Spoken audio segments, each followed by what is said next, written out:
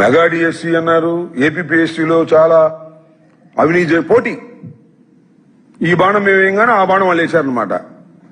అంటే మెగా డిఎస్సీలో అన్యాయాలు అక్రమాలు జరిగాయి అంటున్నారు కదా, ఏపీపీఎస్సీలో అక్రమాలు అన్యాయాలు జరిగాయి అని ఈనాడులోనూ చంద్రబాబు నాయుడు గారి ఉపన్యాసాల్లోనూ గుప్పిస్తున్నారు.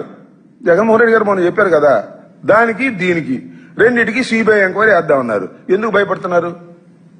సిబిఐ ఎంక్వైరీ మేము చేశామని మీరు ఆరోపిస్తున్నటువంటి ఏపీపీఎస్సీ ఎగ్జామ్స్ మీద గాని దాని మీద కూడా, అలాగే మెగా డిఎస్సీ పేరు మీద జరిగినటువంటి అన్యాయాల అక్రమాల గురించి, స్పోర్ట్స్ కోటాలో జరిగినటువంటి దుర్మార్గమైనటువంటి ప్రయత్నాల గురించి సిబిఐ ఎంక్వైరీ వేయండి ఛాలెంజ్ అని చెప్తే బాబు కొడుకులు ఎందుకు మాట్లాడటం లేదు?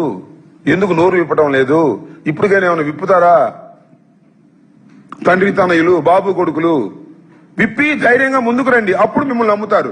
లేకపోతే నేను చెప్తాను, 100% డిఎస్సి ఎగ్జామ్స్ లో నీకు కావలసిన వాళ్ళకి వందలాది మందికి ఉద్యోగాలు ఇప్పించుకున్న మాట 100% వాస్తవం.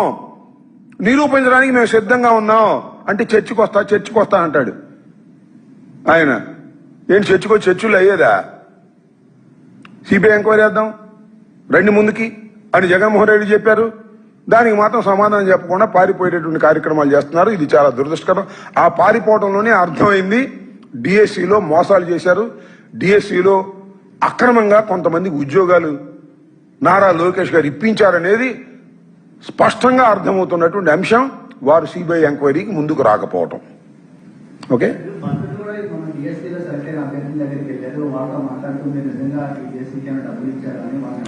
అది కదబ్బా ఉద్యోగం వచ్చిన పాపం ఎవరైనా నీకైనా నాకైనా ఉద్యోగం వచ్చిందనుకో వాళ్ళు ఏం చెప్తారు? మేము న్యాయంగా వచ్చిందండి, ధర్మంగా వచ్చిందండి, మహానుభావుడు లోకేష్ గారు మాకు చాలా సిన్సియర్ గా చేశాడండి అంటారు తప్ప మేము అక్రమంగా తెచ్చుకున్నామండి, పనులకు డబ్బులు తెచ్చుకున్నామండి, మాకు రావటం అన్యాయం అండి, మాకు రావడం అక్రమం అండి అని చెబుతాడా?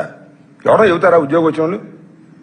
ఉద్యోగం రాని వాళ్ళ చేత ఊరేగింపు చేయమని సంతోషిద్దాం. ఉద్యోగం రాని వాళ్ళ చేత ఊరేగింపు చేయమండి, మాకు ఉద్యోగం రాకపోయినా పర్లేదు, చాలా ధర్మంగా జరిగింది, చాలా న్యాయంగా జరిగింది అని చెప్పమనండి. ఎందుకు ఎన్ని నాటకాలు? ఈ నాటకాలు నా చిన్నప్పుడు చూస్తున్నా. ఇప్పుడు లోకేష్ పుట్టక ముందు నుంచి నేను ఆయన నాటకాలు చూస్తాను ఉన్నా. ఈ నాటకాలు ఇవన్నీ వాళ్ళ ఉద్యోగాలు వచ్చిన వాళ్ళ చేత ఊరేగింపులు చేయించడమో, లేకపోతే ప్లకార్డ్స్ పట్టుకోవటమో, లేకపోతే మాట్లాడించటమో కాదు. ఉద్యోగాల రాక రోడ్డున పడినటువంటి వ్యక్తుల గురించి మాట్లాడించండి, అప్పుడు శభాష్ అని అనుకుంటారు. చాలా స్పష్టంగా అర్థమవుతుంది మిస్టర్. డిఎస్సిలో పచ్చి మోసాలు చేశారు అనేది జీవోల ప్రకారం అనేక సందర్భాలు చెప్పాం మేము. 2 జీవోలు ఇష్యూ చేశారు ఎగ్జామ్స్ కు ముందు. అయ్యా మీరెవరూ కూడా ఈ మామూలు ఎగ్జామ్స్ లో పాల్గొవాల్సిన అవసరం లేదు, స్పోర్ట్స్ కు సంబంధించి మీరు డైరెక్ట్ గా సర్టిఫికేట్ తెచ్చుకోవడం పోవటం అన్నారు. ఓకే, దానికి నిలబడ్డారా? ఎగ్జామ్స్ అవ్వగానే మళ్ళీ 2 క్యాన్సిల్ చేశారు. ఇంతకన్నా ఏం కావాలి? దొంగ దొరికాడుగా. ఓకే,